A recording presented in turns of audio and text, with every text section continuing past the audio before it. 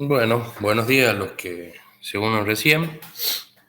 Vamos a comenzar la clase de alto horno, porque sería ya la parte de propiamente el proceso, ¿bien? En la clase pasada vimos lo que eran los componentes que se cargan, el combustible, el mineral, el fundente y cómo son tratados. Ahora vamos a ver el proceso en sí mismo y las instalaciones, que sería el alto horno. Vamos a comenzar. Ustedes me confirman si se escucha bien y si se ve correctamente. Sí, sí. Se escucha bien. Sí, se ve bien, perfecto. Vamos a cambiar la presentación.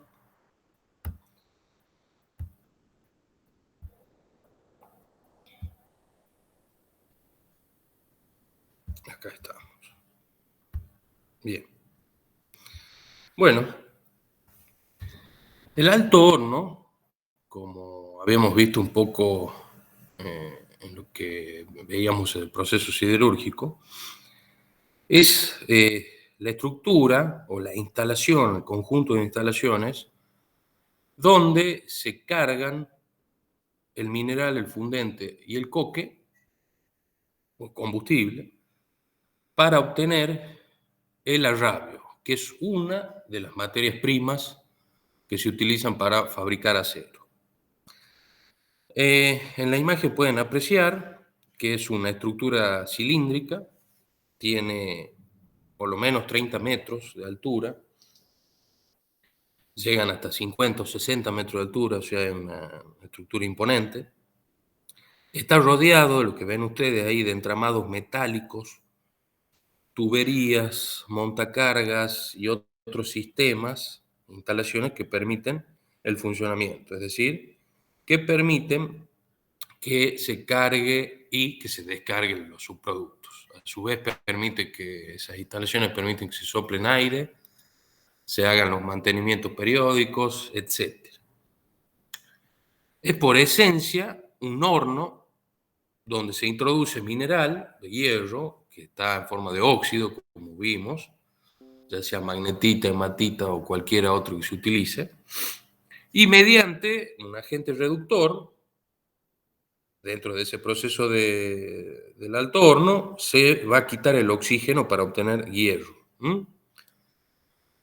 Haciendo un poquitito de historia, una pequeña reseña. El principio de funcionamiento se basa o podríamos decir que tiene su antecedente en la India, 300 años antes de Cristo, donde se producía el famoso acero Woods, donde había unos hornos apuntados y apuntalados, mejor dicho, hacia laderas de montaña, unos hornos primitivos, donde se aprovechaban los vientos naturales, los monzones de la India, para producir el soplado de aire y fabricar hierro, digamos, de primera fusión a gran escala. Ya en la época del siglo XIX se comenzó con el alto horno moderno, aprovechando los medios de insuflar aire en forma industrial, por decirlo así. Grandes fuelles proveían el aire. Primero, tienen que tener en cuenta que acá se va a insuflar aire. Ya lo vamos a ver más en detenimiento cuando estudiemos las reacciones. Para que tengan una idea de otros datos también respecto a esto, este cilindro puede llegar a tener hasta 15 metros de diámetro. La altura, ya les dije, puede llegar hasta 70 metros, quizá algunos. Su producción es de arriba de las 6.000 toneladas diarias de arrabio. El alto horno de Europa de Duisburg produce, el más grande de Europa, produce 12.000 toneladas de arrabio. Su campaña, que sería básicamente la vida útil del recubrimiento, o sea, de los refractarios del alto horno, está alrededor de los 4 o 6 años. Eso es lo que se denomina campaña del alto horno. Por eso estas instalaciones se suelen poner 2 o 3 juntas, para cuando uno está en mantenimiento o en campaña, otro está iniciando el ciclo, el segundo está terminando el ciclo, ya que son instalaciones que no se apagan. Básicamente se apagan únicamente para realizar el cambio refractario. Ya les voy a mostrar un video al final de la clase que habla un poco del cambio de refractarios. Estos altos hornos, como les dije, producen continuamente, así que tienen dotaciones las 24 horas del día, preveyendo su normal funcionamiento. El arranque del alto horno también es toda una cuestión, todo un tema. Ya se lo voy a nombrar un poquito al final de la clase una vez que veamos, digamos, sus partes y su funcionamiento. Vamos a hacer ahora una descripción de las partes con ese corte en la figura izquierda. Vamos también a hablar un poco del proceso. Por la parte superior se va a cargar el mineral, el combustible y el fundente. Acá sería la parte del tragante. Tiene una serie de sistemas que ahora vamos a detallar. Ustedes ven acá a lo largo, en su altura, ustedes pueden ver que hay distintas zonas de temperatura. Para que tengan una idea, esto trabaja completamente lleno, ¿bien? A medida que se va saliendo a través de las piqueras que están en su parte inferior, esto va a estar completamente lleno de combustible, coque y combustible, mineral y fundente, en proporciones adecuadas que ya vamos a calcular en el trabajo práctico. Pero esto trabaja de forma casi completamente llena y se va cargando continuamente a medida que se van haciendo esas coladas que pueden llegar a ser de 4 a 6 veces al día. La piquera de rabio y la piquera de escoria, donde se va a sangrar, el sangrado del alto horno que se hace por la piquera de rabio, y la piquera de escoria, donde va a salir la escoria producida por esas reacciones. Esa piquera de escoria se va a sangrar con un poco más de frecuencia que la piquera de rabio. Entonces, este alto horno tiene distintas partes. Las enumero, que son la tolva de carga, el tragante, la cuba, vientre, etalaje, crisol. Son las partes básicas del alto horno. Hay distintas temperaturas, esas temperaturas están vinculadas a los procesos. Se ve ahí que se llega a los 1650 grados y un poco más también.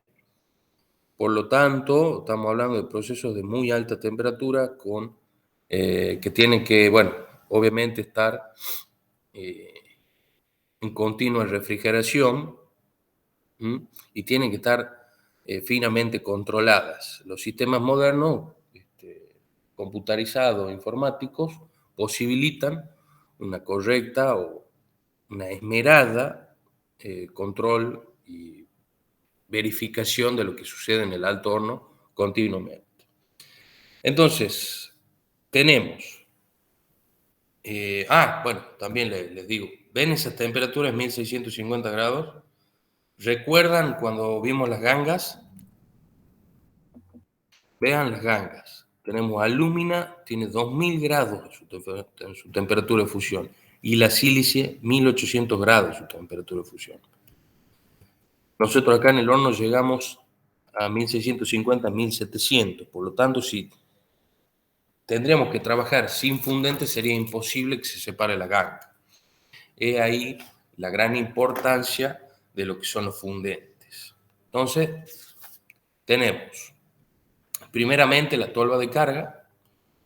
La tolva de carga es, vamos a ver en esta lámina, es un conjunto de dispositivos básicamente que cumplen dos funciones.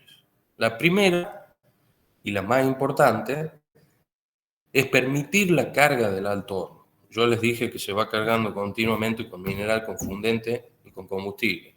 Bueno, eso tiene que ser permitido de forma correcta por la tolva de carga. ¿Bien? Y segundo, la segunda función es garantizar un cierre hermético. ¿Por qué el cierre hermético?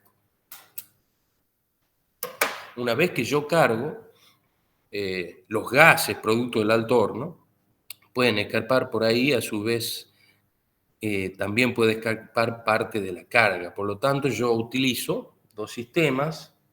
El primero, hay otro sistema también, pero vamos a nombrarle este. Un sistema de doble campana que está acá a la izquierda de la imagen de la izquierda, que tiene un recipiente volcador.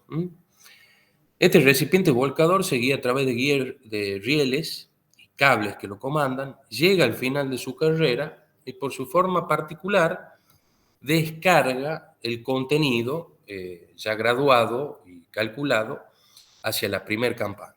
La segunda campana, que forma parte de, podríamos decir, una cámara intermedia tipo zaguán, permite justamente eso, que el cierre sea hermético y que además no escapen los gases, ¿no?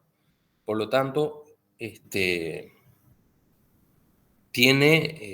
cumple las dos funciones, ¿eh? Un sistema sencillo donde abro una campana, luego abro la segunda campana. También puede ser alimentado por cintas transportadoras, ¿bien? Se gradúa lo que va en la cinta transportadora y se vuelca en lo que sería la tolva de carga. El segundo sistema, que es el... ¿Me esperan un segundito?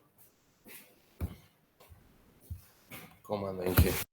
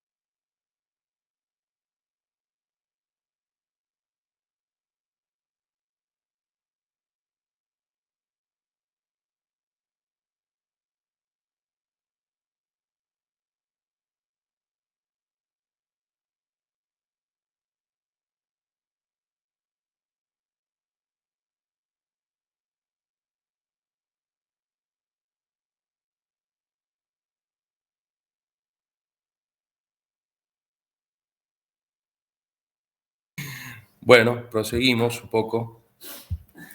El segundo sistema es el sistema tipo Benes, donde el recipiente, donde se descarga a través de una cinta, permite y tiene un fondo móvil, haciendo también otra vez esa galería por donde se va a permitir la carga, y luego unos contrapesos van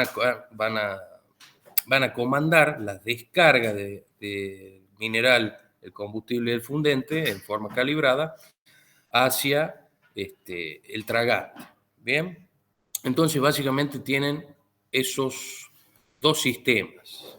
Ustedes pueden ver que abajo del sistema de los dispositivos de carga, en el dibujo aparece una pared de mampostería, que serían refractarios, y también un recubrimiento metálico. Ese recubrimiento metálico es de vital importancia, ya que estas cargas volcadas, si no tuvieran ese recubrimiento, producirían choques y golpes que degradarían a lo que sería la mampostería esa de ladrillos refractarios. Por lo tanto, se utiliza un recubrimiento de chapa resistente al impacto. La segunda parte del alto horno sería el tragante, que está por debajo y le acabo de nombrar. Tienen cierres especiales, se los ve acá a la derecha, arriba estaría la parte de los dispositivos de carga, abajo tiene cierta forma que permite que con el cierre de ese tragante permite también el aprovechamiento del gas, como vamos a ver que se produce a lo largo del proceso. Esos gases después son utilizados, los vamos a ver al final de la clase, son utilizados para precalentar el aire y también para hacer generar energía eléctrica a través de generadores. ¿Bien? Se utiliza como combustible. También tenemos en la parte inferior del tragante, como ven a la izquierda, la cuba, que tiene cierta forma troncocónica y es la parte superior del alto horno, donde se producirán algunas reacciones que vamos a ver cuando estudiamos las reacciones químicas. El vientre, que es una transición entre la cuba y el etalaje, que tiene un volumen mucho menor a la cuba. Aquí es donde se va a producir la transformación del mineral de hierro en hierro metálico. Y en la parte inferior, más estrecha, se comenzará a fundir el mineral. Bien. Debajo del etalaje tenemos el crisol, que está apoyado directamente sobre la fundación de toda la estructura, tiene una forma cilíndrica y tiene practicado dos orificios, como le comenté. En la parte superior tiene practicado el orificio de la piquera de escoria, que también se denomina bigotera, y en la parte inferior tiene practicado el orificio de piquera de arrabio. Esa piquera de arrabio es donde se va a producir el sangrado, ¿bien?, del alto horno. Acá vale aclararles, para que tengan en cuenta, el único material en estado sólido que hay en el crisol es el combustible, ¿bien? El arrabio y la escoria huyendo entre los intersticios dejados por ese combustible. ¿Se acuerdan que yo les comenté que era de vital importancia la resistencia mecánica del combustible? Había una diferencia ahí entre los combustibles, ¿se acuerdan? ¿Están ahí todavía? Sí, sí. Bueno, esta diferencia entre la resistencia mecánica hace que el combustible que se utilice sea coque. El coque tiene una mayor resistencia mecánica que el carbón vegetal.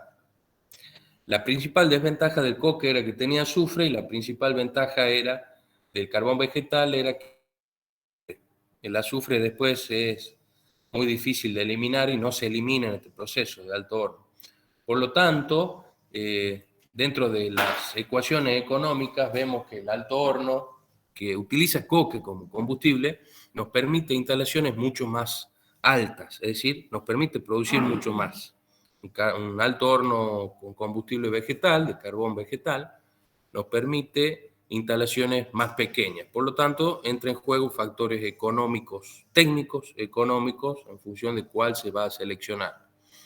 El alto horno Zapla, los altos hornos Zapla eran de carbón vegetal, producían arrabio de alta calidad, pero tenían menor capacidad que los altos hornos modernos que utilizan coque.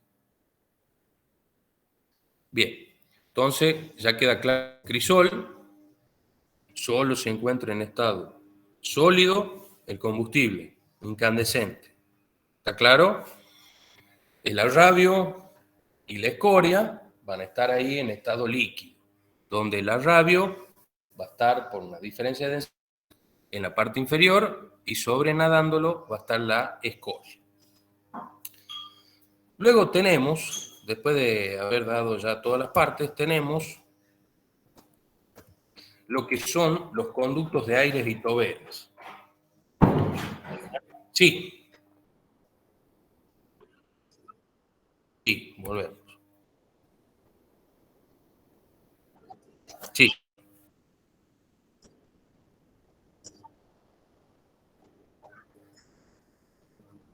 El tragante, mira, es la parte superior del alto horno. Generaría como la parte inicial, antes de que comience el alto horno propiamente dicho. Está dentro del tragante, están los dispositivos de carga, que sería la tolva. Vos imaginate por un momento que no hay ninguno de esos dispositivos. Únicamente tenés el tragante sin los dispositivos de cierre, ¿bien? Entonces, al principio del alto horno se llamaba tragante y que incluía la tolva de carga, ¿me entendés? Ahora el tragante incluye varios dispositivos de carga que permiten el funcionamiento. Bueno, seguimos aquí, tenemos los conductos de aire y la tobera. ¿Quedó claro? Bien. Los altos hornos se alimentan con aire a presión. Y recalco, aire, nada de oxígeno, aire. Cuando vayan a rendir el final, tengan en cuenta que se insufla aire. Hay una gran diferencia. Ya saben, el aire tiene 21% de oxígeno aproximadamente. Bueno, se suministra ese aire a través de sopladores, que son básicamente ventiladores gigantescos. La cantidad ingresada la vamos a calcular a detalle cuando realicemos el trabajo práctico. Pero, por ejemplo, los valores pueden andar entre 2.000 y 4.000 metros cúbicos normales, con una presión de 2 atmósferas y media aproximadamente y una temperatura de 1.000 grados. ¿Bien? Entonces estamos hablando de aire a muy alta temperatura y una presión de 2,5 atmósferas, una presión positiva de 2,5 atmósferas. Si es mayor la temperatura del aire, va a ser menor el consumo de combustible. También se puede llegar a insuflar algún tipo de combustible como fuel oil, junto con el aire. Pero bueno, el fuel oil tiene una gran desventaja que también contiene azufre. Por lo tanto, en función de los procesos, vamos a tomar que la regla normal es que se insufle aire, ¿bien? Pero para que tengan en cuenta, se puede llegar a realizar la inyección hasta de ese combustible fuel oil, quizá algún particulado de carbono o también hasta gas natural. Bueno, eso es parte del funcionamiento particular de cada instalación, pero básicamente vamos a tomar que se insufla el aire. El aire soplado llega a través de un anillo, vamos a verlo acá, ese anillo de viento que también se llama morcilla, tiene paredes refractarias que son muy importantes ya que estamos conduciendo aire a 1.000 grados. Ustedes se pueden llegar a imaginar que no serían de mucha, no tendrían mucha vida útil en el caso de que sea únicamente un acero común que esté soplando ese viento a 1.000 grados. Ya vamos a ver cómo sufren los aceros y las aleaciones con la alta temperatura. Bien, llega a través de ese anillo de viento con paredes refractarias y de allí pasa a las toberas. Volvamos atrás. Esas toberas que están fabricadas en bronce fosforoso dentro de un agujero practicado al alto horno. Ustedes dicen, bueno, tenemos ahí como 1.600 grados, estamos introduciendo bronce, todos saben que el bronce tiene un menor punto de fusión que el acero, por lo tanto no va a vivir mucho.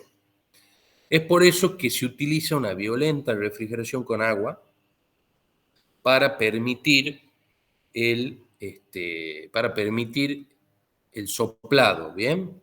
También puede llegar a tener una mirilla para ir observando, esos conductos de aire pueden tener una mirilla para ir observando un poco el proceso. Y bueno, utilizamos bronce ya que se puede refrigerar y no va a sufrir, mejor dicho, el ataque corrosivo del agua, o lo va a sufrir en menor medida, ¿bien?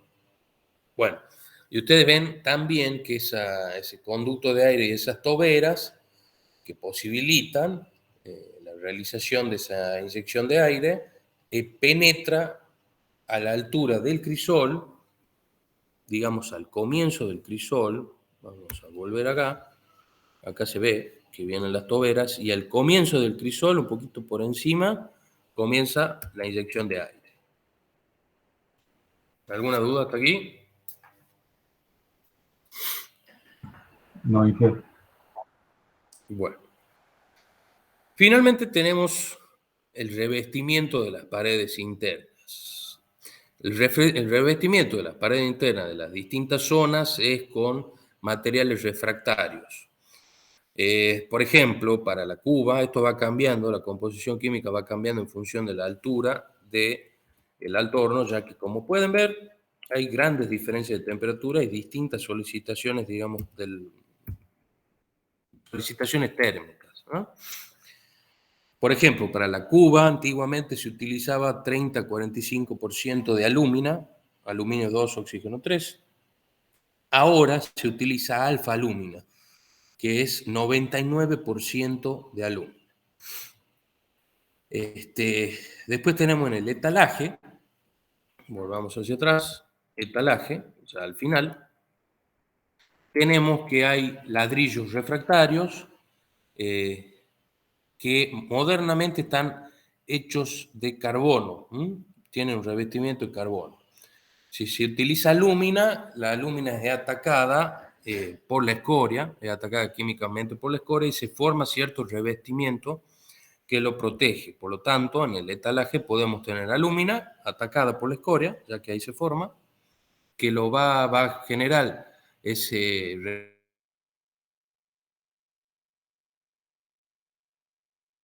cierto revestimiento de escoria que lo va a proteger. Y modernamente, como les decía, se utilizan refractarios de carbono, así como en el crisol se utilizan refractarios de carbono, no de fibra de carbono, de carbono, de carbono tipo grafito. Bien, ya vamos un poco las diferencias. No olvídense que es fibra de carbono, no es fibra de carbono, es carbono. Y no es carbón, es carbono. Carbón es lo que llamamos el combustible. Carbono es el elemento químico. Tengan en cuenta siempre, cuando vean la C, que es carbono. Bien, no carbón. El carbón contiene carbono, entre otras cosas, ceniza y otras impurezas. Así que, haciendo esa salvedad, tienen que saber diferenciarlo. El fondo del crisol, ahí ustedes como pueden ver la inclinación, en la imagen de la derecha estamos llegando al crisol, tiene ladrillos de grandes dimensiones. Y esos que se ven en la imagen son los ladrillos del etalaje. Para que se den una idea, ahí hay personas que están trabajando en el mantenimiento, pueden ver el tamaño de los ladrillos versus el tamaño de las personas. Pueden llegar a tener hasta 1 metro de pared. Eso se va a ir, se va a ir colocando ya que están numerados y luego se va a hacer un control exhaustivo antes de colocarlo. Ya vamos a ver un poquito de eso cuando les muestre el video. Pero básicamente tiene unas paredes muy grandes de ladrillos refractarios numerados, colocados en orden y que van a ser atacados y van a ser desgastados por diversas fricciones que hay por la carga. Por lo tanto, eso se va a ir de a poco, se va a ir reduciendo y esos ladrillos se van a ir desgastando de tal forma que por eso denominamos campaña a los 4 a 6 años. Esos ladrillos esos refractarios van a ser los que van a dar la vida útil de la campaña en el alto horno, no de toda la instalación, claro, solo de la parte de los refractarios. Y obviamente, para hacer el cambio, tiene que estar todo apagado. Imagínense la inercia térmica que puede llegar a tener ese alto horno para apagarlo. Puede tardar días en enfriarse. Por lo tanto, esos mantenimientos son muy costosos. Ingeniero, Sí. todos esos agujeros que se ven acá en la imagen de la derecha arriba, ¿son los Sí. agujeros por donde se insufla el aire o hay un solo punto donde se insufla el aire? No, es una buena pregunta. Yo pensé que lo había aclarado. Esos agujeros que veo ahí son casualmente para el soplado, ya que hay varios, pueden ser 6, Hay varias 8, entradas, digamos.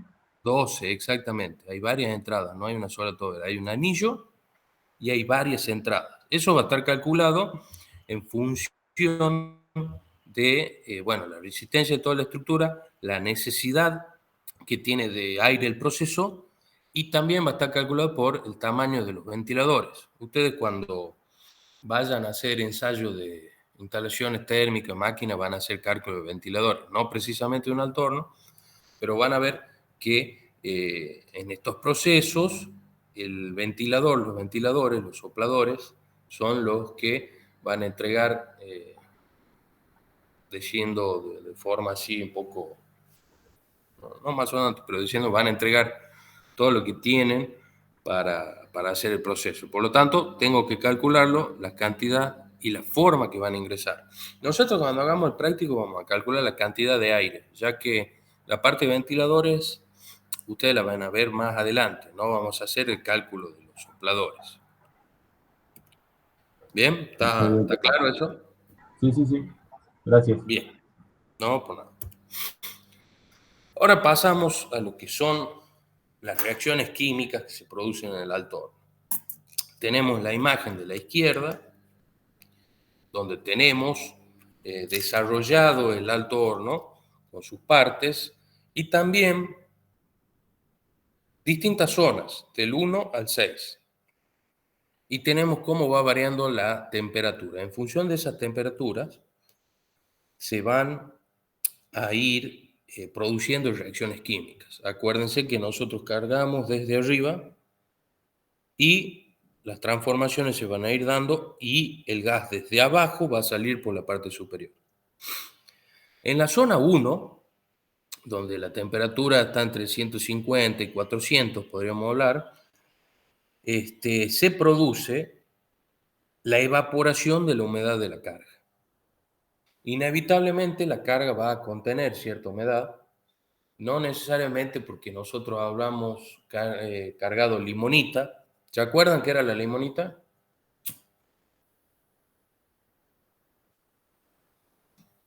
¿Un mineral? Sí, un mineral. ¿Qué particularidad tenía? Que tenía humedad. Exactamente. Vamos a retroceder un poco. Ahí tenemos, la limonita. Es básicamente óxido férrico, más cierta cantidad de agua. Entonces, no es que estamos cargando limonita acá, ¿bien? Sino que el solo hecho de tratar, de que la piedra y el mineral tratado, manipulado, el combustible, todo eso, tiene cierta humedad, inevitablemente va a tener humedad. Entonces, en esa parte se aprovecha la parte del tercio superior para producir el secado. Acuérdense que si yo utilizo ese calor generado por las reacciones para secar, estoy perdiendo un poco de energía en el secado. Pero bueno, es inevitable. En la zona 2 se produce la reducción indirecta del hierro. Y esto es una particularidad del proceso del alto horno, ya que se producen dos reducciones, la indirecta y la directa. La indirecta se produce a través del gas monóxido de carbono. Bien, ahí estamos cargando óxido férrico, vamos a combinarlo con el monóxido, lo que me va a dar dos óxidos ferroso férrico, no magnetita, claro, sino óxido ferroso férrico, que gracias a la combinación anterior va a estar acompañado de dióxido de carbono. Otra vez, esa reducción de ese óxido ferroso férrico con el monóxido nos va a producir óxido de hierro más dióxido de carbono. ¿Está claro la reducción indirecta?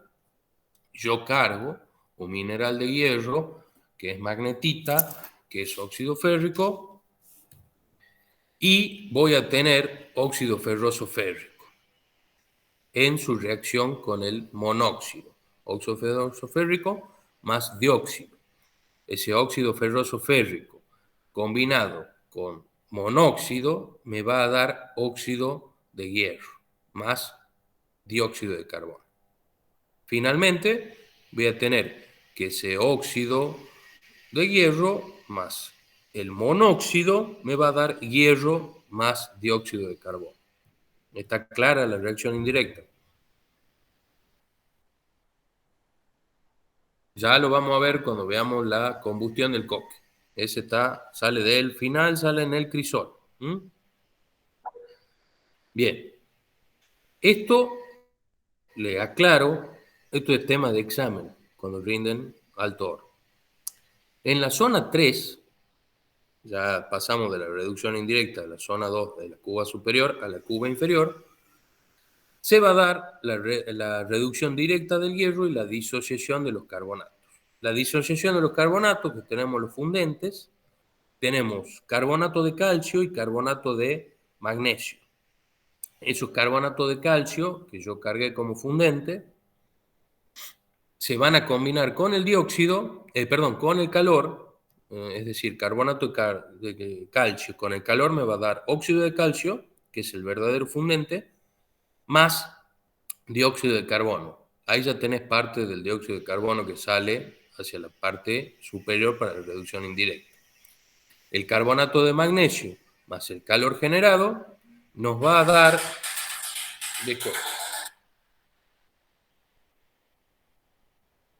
El carbonato de magnesio más el calor, o sea, que toma calor, nos va a dar el óxido de magnesio, que también es fundente, más dióxido de carbono. Es decir, yo aquí voy a necesitar calor del proceso para disociar a los carbonatos. En la misma zona, un poco más abajo, se da la reducción directa del hierro. Esa reducción directa se produce con el carbono.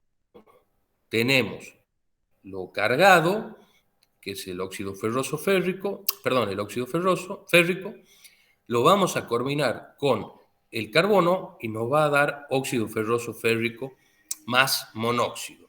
Ese óxido ferroso férrico se va a combinar con el carbono, nos va a dar óxido de hierro más monóxido, y el óxido de hierro combinado con el carbono nos va a dar hierro más monóxido. ¿Está claro? Esto es tema de examen. Lo tienen que saber bien qué es lo que se produce. Tienen que saber bien qué es lo que se produce. Si me permiten un momento.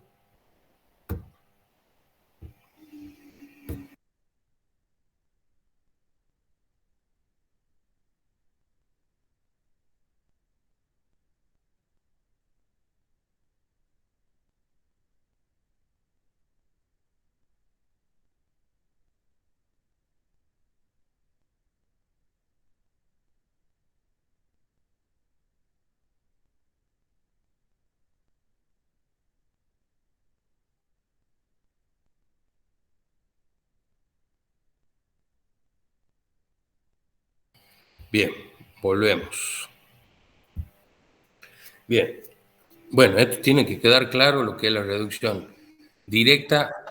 Sí, así es. Claro. Yo, como les dije, en la parte de combustibles, tiene varias funciones el combustible. El carburante, que sería ese caso, produce la reacción directa, produce el sostenimiento de la carga, produce la combustión, en fin, es uno de los factores principales, uno de los actores principales. Los tres esos son los actores principales. De ahí sale el carbono para las reacciones y las reducciones directas. En la zona 4 tenemos la reducción directa del silicio, del manganeso y del fósforo.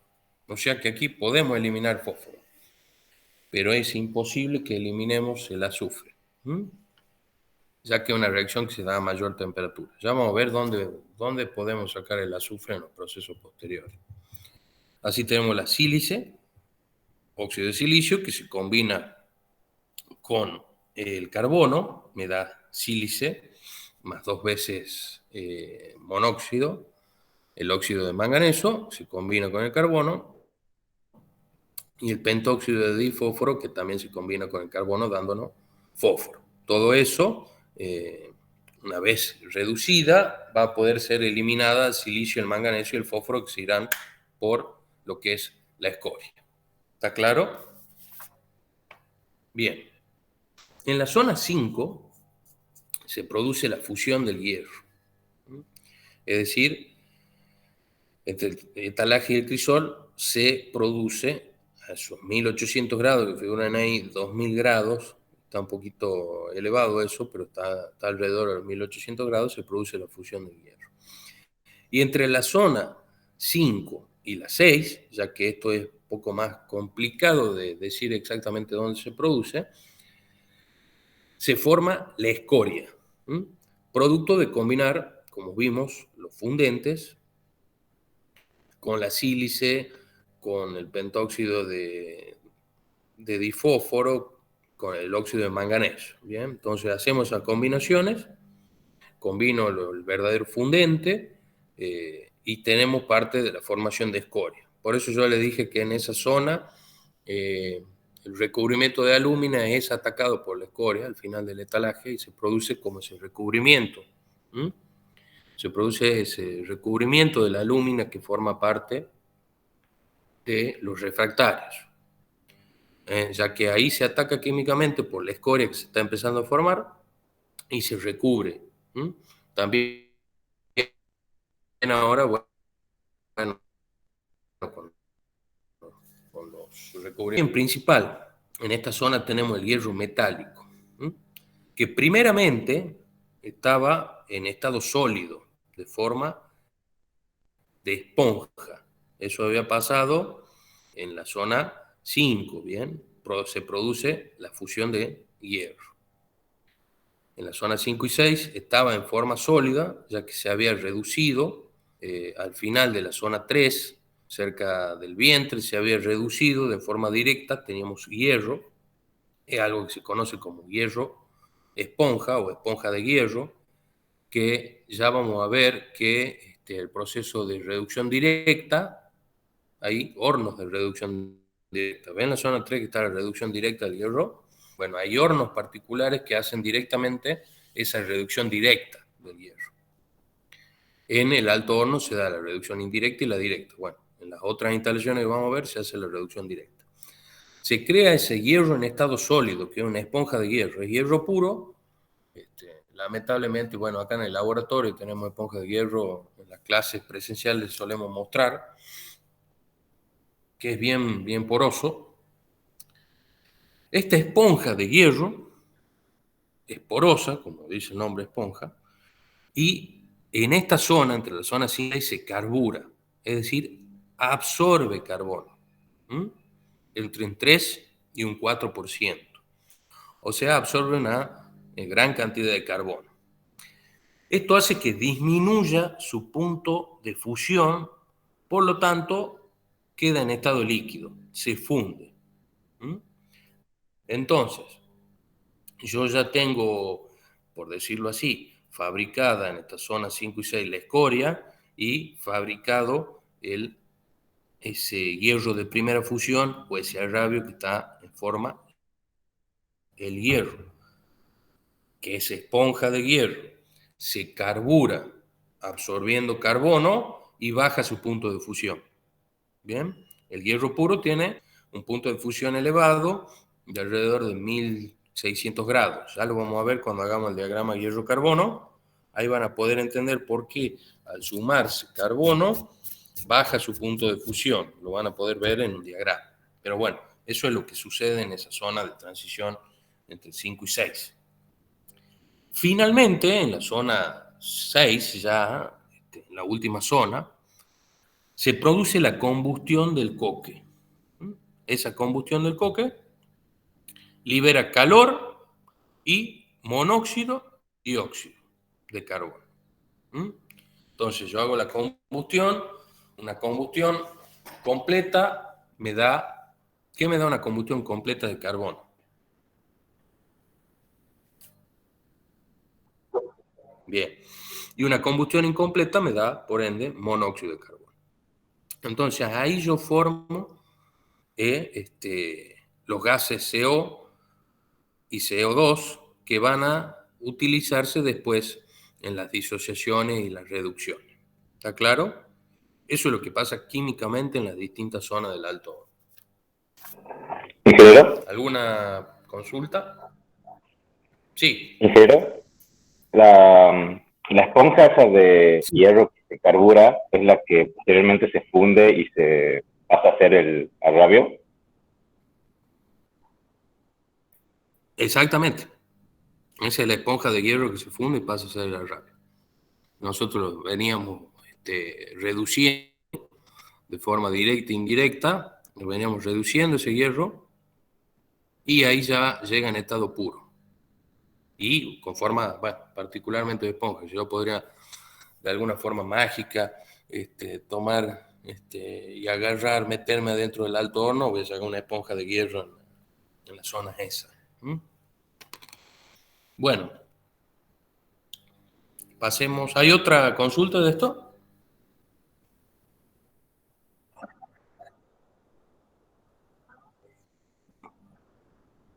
Claro, exactamente. Esa es la formación de la escoria. Gracias. Con el silicio. Eso me había faltado de decirle. El óxido de calcio, que es el verdadero fundente, uno de los verdaderos fundentes, se combina con el silicio, con la sílice, y me da ese compuesto que tiene calcio y sílice. El óxido de magnesio se combina también con la sílice, dando los otros compuestos. Y también el óxido de hierro, porque parte del hierro pasa a la escoria. Bien, ya vamos a ver las reacciones químicas, bien, de esas reducciones en la práctica. Hay un práctico donde vamos a calcular la cantidad de escoria y la composición. Es decir, lo vamos a ver de la siguiente forma. Primero vamos a calcular qué necesito yo de minerales, de combustible y de fundente para fabricar una tonelada de arrabio y qué composición también va a tener esa escoria que sale. Parte va a tener, parte de ese hierro se va a perder en el proceso. Hay una pequeña pérdida del proceso que es para tener en cuenta. ¿Alguna otra consulta?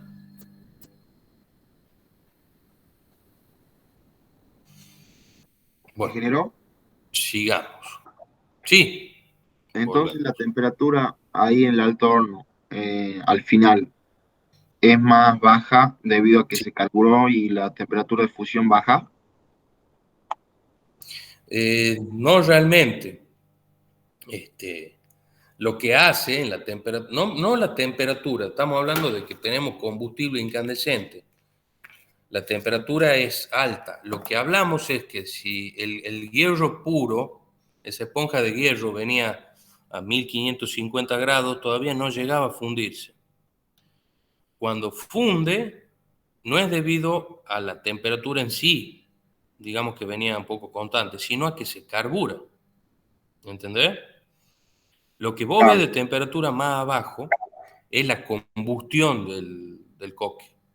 Esa es la temperatura más alta, la combustión del coque. Pero justo en la zona, está marcado con el número 3, que serían los 3 metros, justo ahí esos 1550, bueno, ahí es donde baja la temperatura de fusión del hierro, o la carburación. Luego se funde y luego escurre. Pero esa temperatura está dada por la combustión del coque. Vos ves ahí 1800, 2000 grados, es por la combustión del coque. Bien, muchas gracias. ¿Está claro eso? No, pues. Bueno, productos obtenidos. Los productos que se obtienen son dos. Uno, como vimos el arrabio, y el segundo, también como vimos la escoria. El arrabio, yo le había comentado varias veces, está formado por hierro, carbono y también algo de silicio, algo de manganeso, algo de fósforo que no se haya podido eliminar y inevitablemente con azufre. El porcentaje de hierro varía entre 91 y 94, el porcentaje de carbono también, como vimos, entre 3 y 4%, y los otros elementos que tiene, como el manganeso, el fósforo y el azufre, y el silicio, tienen una gran variación, todo va a depender del proceso. Siempre se intenta que el fósforo y el azufre estén en ciertos valores que son mínimos, ¿ah? Para después poder tratar de eliminar casi totalmente el azufre y el fósforo en los procedimientos cuando se fabrica acero. Bueno, ya vamos a ver bien en el trabajo práctico lo que se produce y lo necesario para fabricar una tonelada de acero. En la izquierda se ve el arrabio, cómo cae de la piquera. A nadie se le ocurre una pregunta respecto a la piquera. Si yo pico ahí, ¿qué pasa? Imagínense un agujero. Yo rompo ese agujero. Empieza a salir el arrabio, ¿verdad? ¿Qué hago después?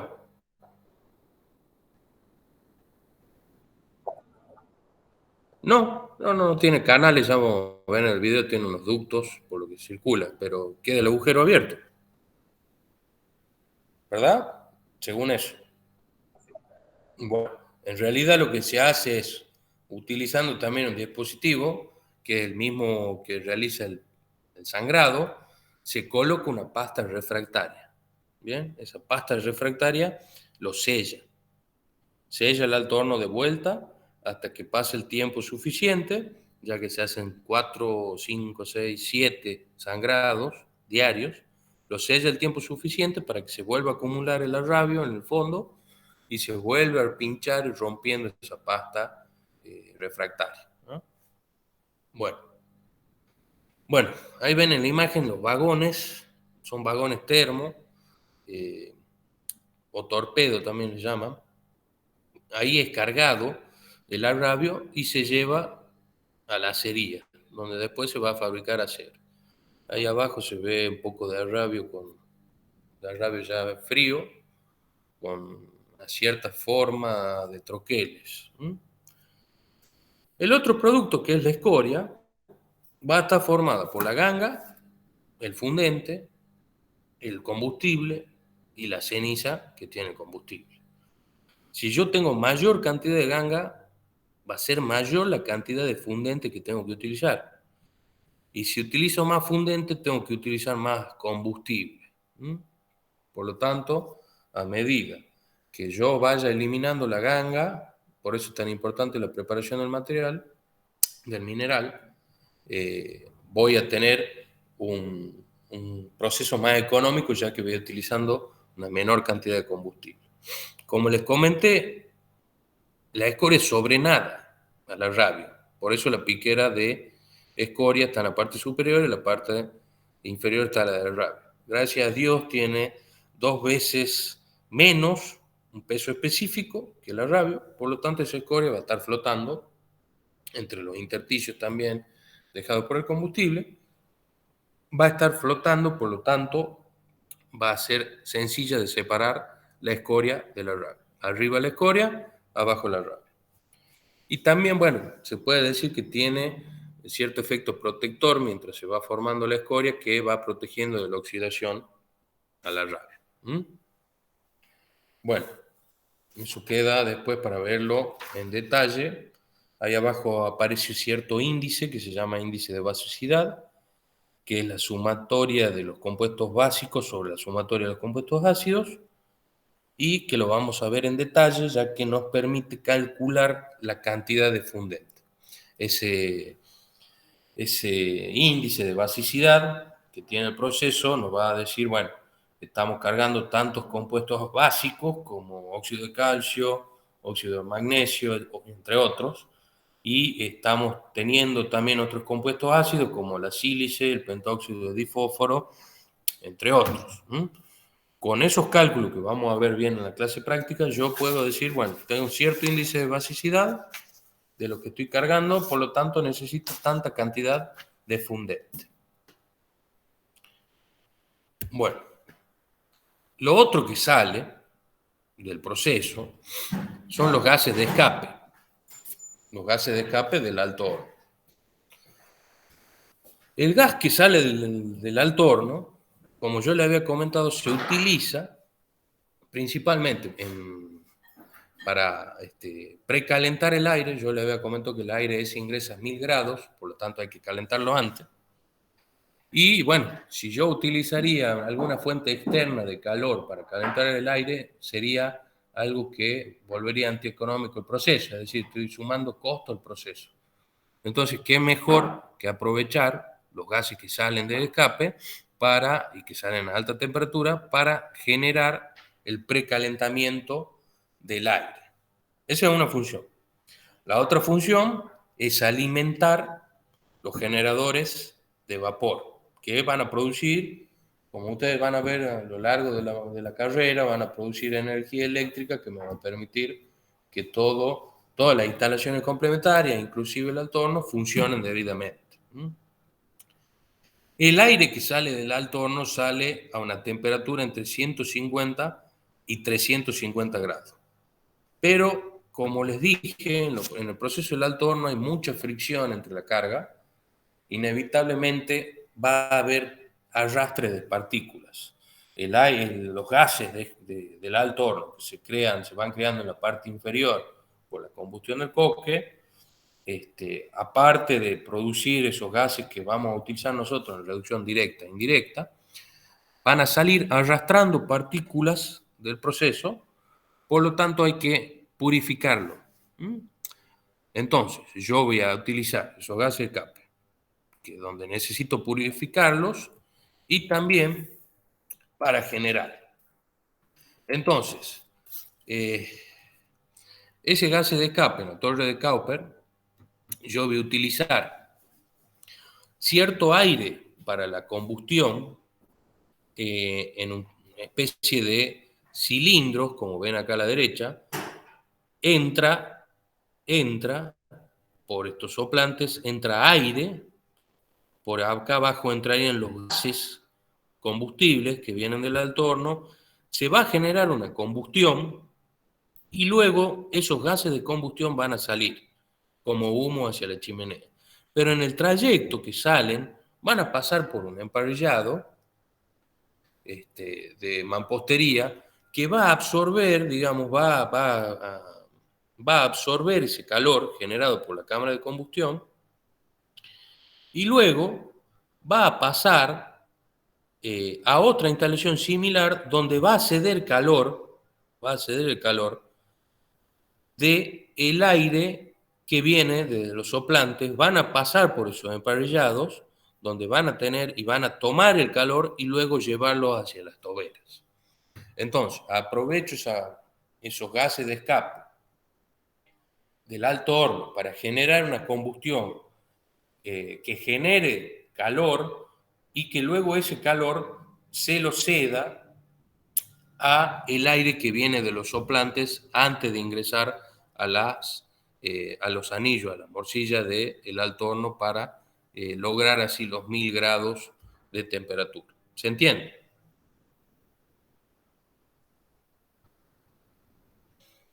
Bueno, también hay que purificar estos gases. Y para purificar los gases se lo hace de 3 formas.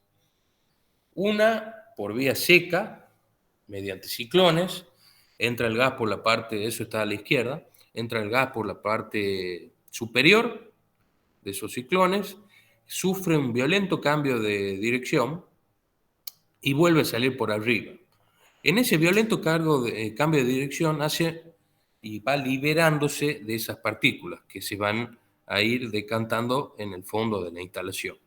Entonces yo genero esos cambios bruscos de direcciones de forma forzada, mediante el ciclón, y logro que en esos cambios de direcciones vaya descantando esas descargas de polvo. Luego tenemos la vía húmeda, donde ingresa el gas sucio por la parte inferior y en su ascenso va chocando con una lluvia de agua limpia, que va arrastrando esas partículas, llevando el polvo ese hacia abajo y decantando en el fondo. ¿Bien? Y eso va limpiando por contracorriente de agua por un lado y gas por el otro, va limpiando ese gas sucio, saliendo listo para que pueda ser utilizado, digamos, en la combustión. Y tenemos después la precipitación electrostática, que lo que hace es un alto voltaje en cierta instalación con un ánodo y un cátodo, ioniza el aire, ¿eh? Ioniza el aire con partículas. Las partículas ionizadas se desplazarán a uno de los dos, al ánodo y al cátodo, y al tocarlo perderá su carga. Por lo tanto, va a decantar en el suelo de la instalación. Bueno, hasta aquí, bueno, esa parte del esquema que ya les mostré. Luego, en la próxima clase, vamos a ver lo que son los hornos de reducción directa, que como ya les comenté, y también vamos a ver ya a comenzar lo que es fabricación de acero. Les voy a mostrar ahora unos videos, vamos a dejar de presentar, les voy a mostrar unos videos para que puedan ver el proceso,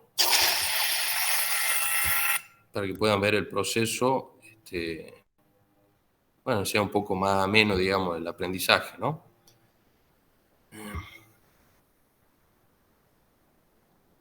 Yo voy a compartir toda mi pantalla. Evitamos, bueno, no vamos a poder evitar el efecto cascada, pero ahí está. ¿Se ve ahí el video? Sí, ¿Se ve el video? sí, ingeniero.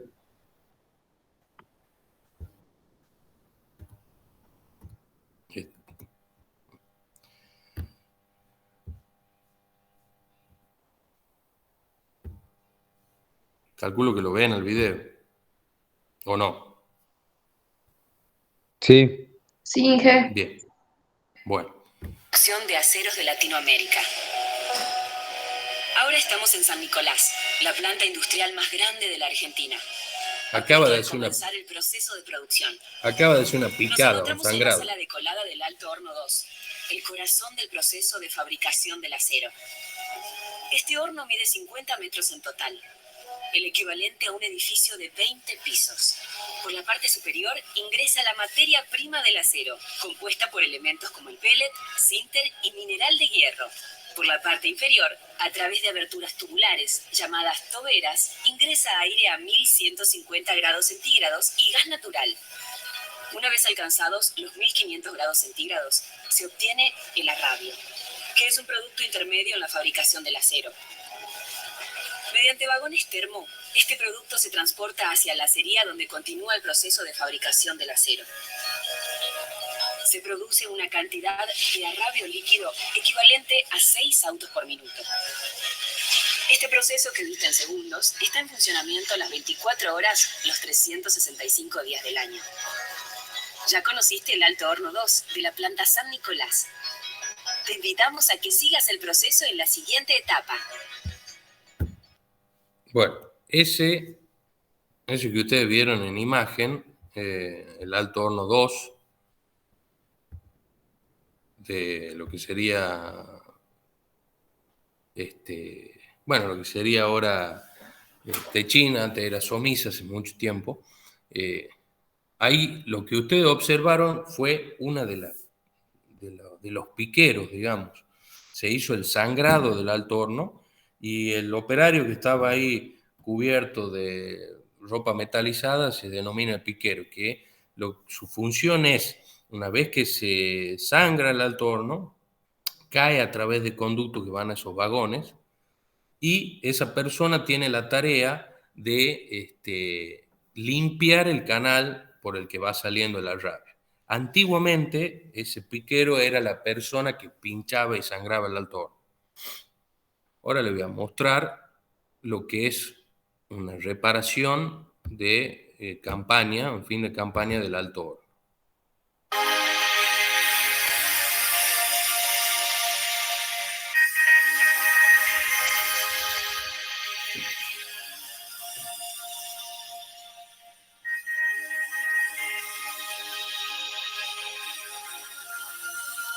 Esas son las distintas secciones del alto horno.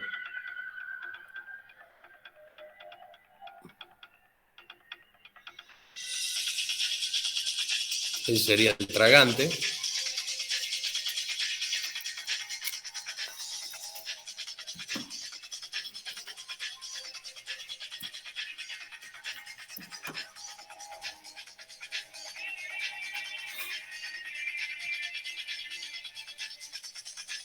¿Qué sección sería esa?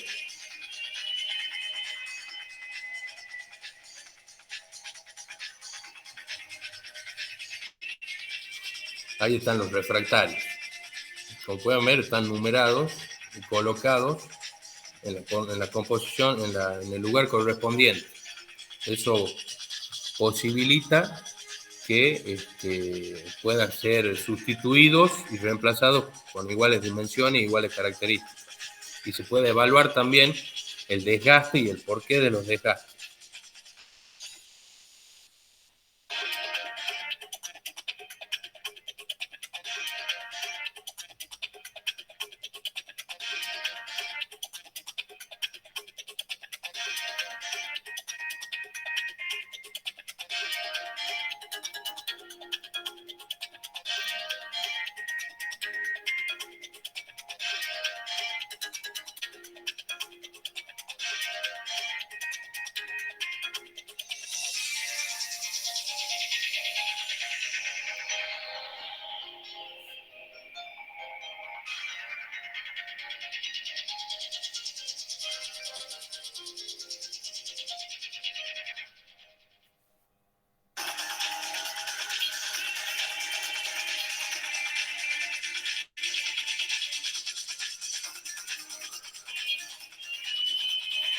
Como pueden ver, una magnitud increíble de personas, de medios y aparatos de elevación y de transporte para lograr, ahí bueno, se realiza la soldadura de las distintas secciones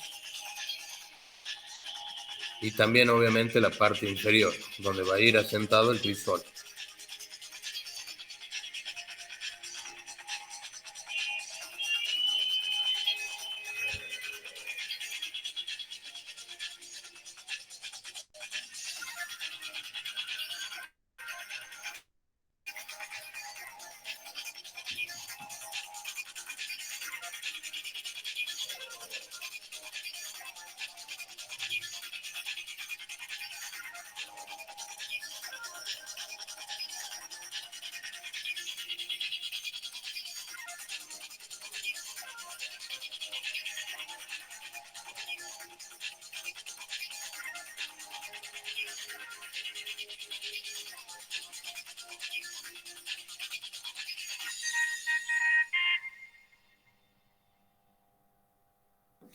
Bueno, pueden ver la magnitud que tiene un proceso de estos, digamos.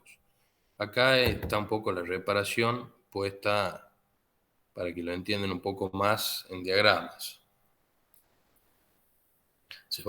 Obviamente se va restableciendo desde la parte superior hacia abajo. Luego se va elevando. La parte C, que sería ahí. Y finalmente llega a la última parte y se acopla a lo que sería el crisol. Bueno, eso tiene una magnitud importantísima.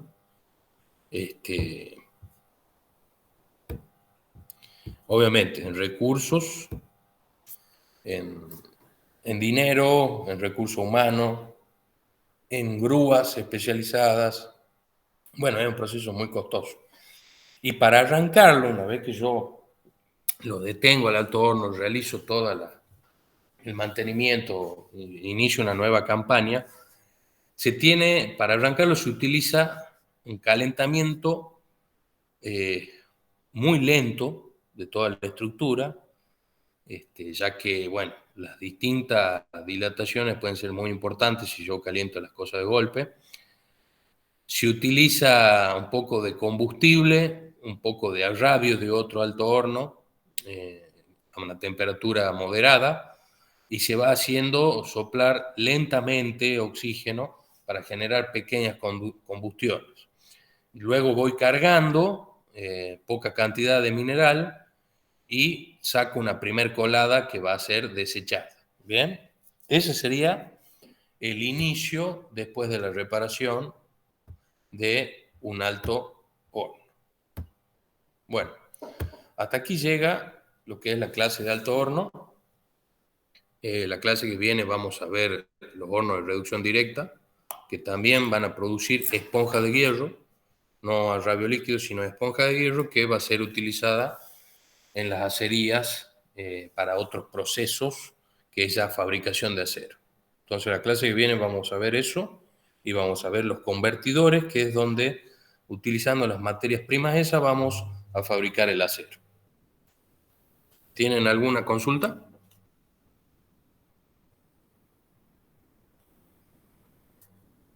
Yo tengo una duda, ingeniero. Sí, No me ha quedado bien decime. claro qué diferencia hay entre la reducción directa e indirecta. Bien, vamos a presentar de vuelta.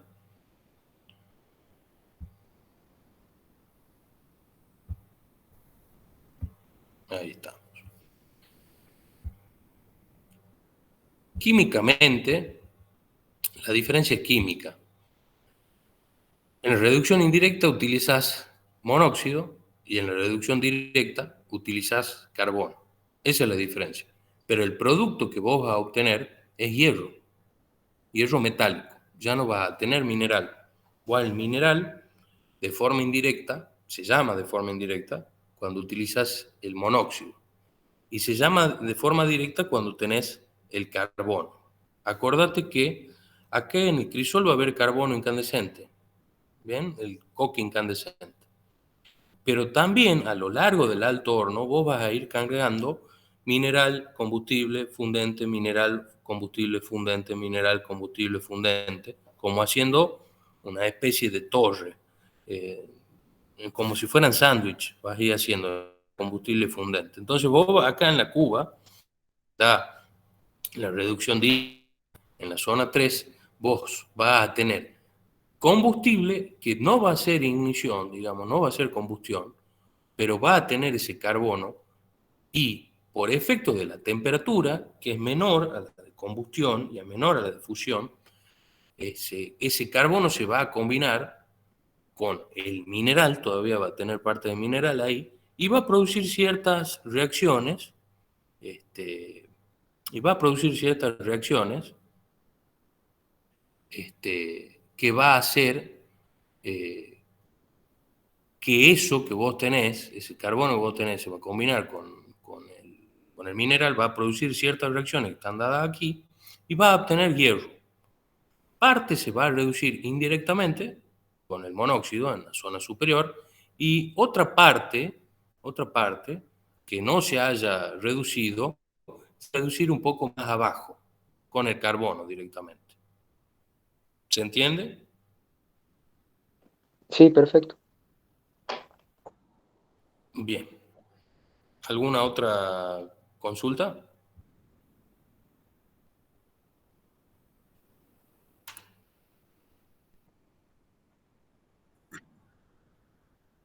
Sí. Sí, parte de, lo vamos a ver un poco más detallado en la práctica. Parte de escoria y parte va a quedar en el arrabio, indefectiblemente. Sí o sí, parte va a salir con escoria, pero otra parte más pequeña va a quedar en el arrabio y la vamos a tener que eliminar después. El que no se va a ir hasta que hagamos los procesos de fabricación de acero va a ser el azufre. Fósforo y azufre son dos enemigos en el acero, por diversas cuestiones. Pero yo puedo eliminar una parte del fósforo aquí y nada del azufre. Cuando veamos los procesos de fabricación de acero, vamos a ver las reacciones que se producen para eliminar eso. Básicamente porque vamos a soplar oxígeno. Acá estamos soplando aire. Los convertidores antiguos soplaban aire, ya lo vamos a ver también un poco más. Entonces no eliminaban el azufre ni el fósforo.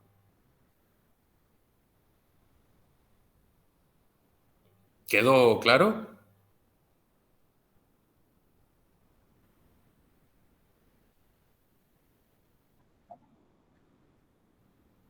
Bueno, ¿alguna otra consulta?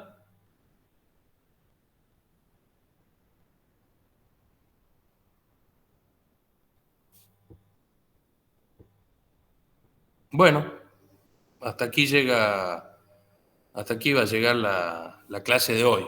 ¿Bien? Nos vemos ya el martes siguiente. Nos vemos, ingeniero. Perfecto, muchas gracias. Hasta luego.